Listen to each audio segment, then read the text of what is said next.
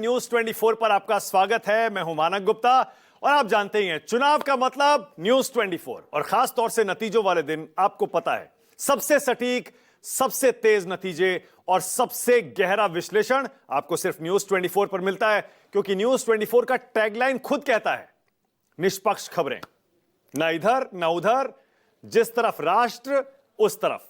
आज न्यूज 24 पर आप दिन भर देखेंगे बिहार के चुनाव के नतीजों से जुड़ी पल पल की अपडेट।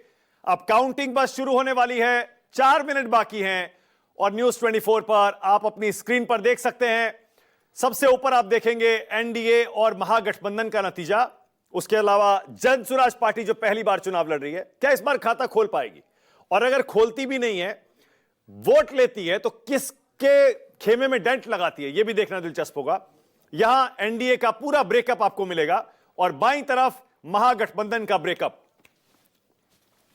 तो थोड़ी देर में 8 बजे वोटों की गिनती शुरू होगी और सबसे पहले आपको याद दिला दूं, हर बार की तरह पोस्टल बैलेट सबसे पहले गिने जाएंगे। पोस्टल बैलेट आपको पता ही है, सर्विस वोटर्स जो होते हैं, सरकारी अफसर, सुरक्षा बल के जवान, वो सरकारी कर्मचारी जो कि चुनाव की ड्यूटी में बिहार से बाहर तैनात हैं, वो सब के सब पोस्टल बैलेट के जरिए वोट करते हैं।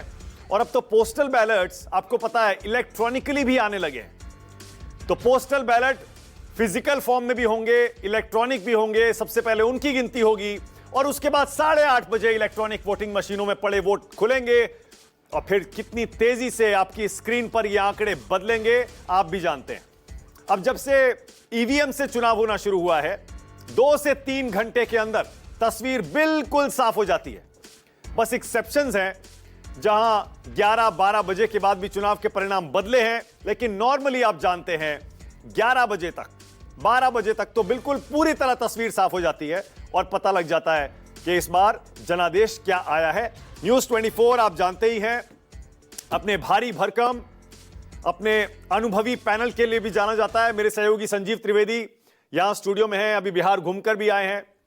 शीतल जी आ गए यहां पर। शीतल जी सीनियर जर्नलिस्ट हैं, पॉलिटिकल कमेंटेटर हैं।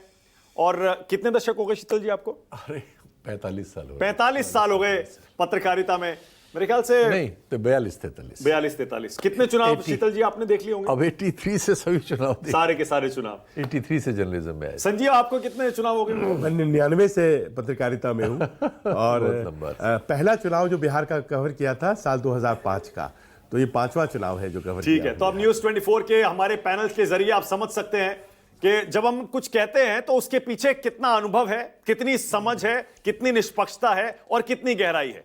धनंजय गिरी आगे बीजेपी से, लगातार बिहार पर डिबेट्स में वो आते रहे हैं। आज उनके दावों की एक अग्नि परीक्षा भी है। लगातार वो कह रहे थे हम 150 जीतेंगे, 250 जीतेंगे, हो सकता है एग्जिट पोल्स को भी हम धता बताते हुए इससे भी आगे निकल जाएं।